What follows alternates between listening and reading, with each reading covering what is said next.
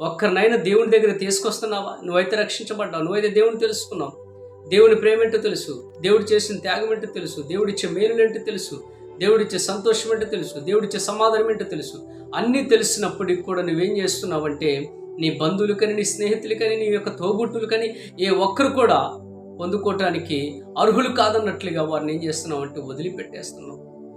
ఇప్పటి వరకు నీ గుడ్డ మీద చేసుకొని చెప్పు, ఎంతమందిని యేసయ్య దగ్గరికి నడిపించావు, ఎంతమంది రక్షణలోకి నడిపించావు, ఎంతమందికి యేసు ప్రభు గురించి తెలియజేశావు, ఎంతమందికి యేసయ్య త్యాగం గురించి తెలియజేశావు.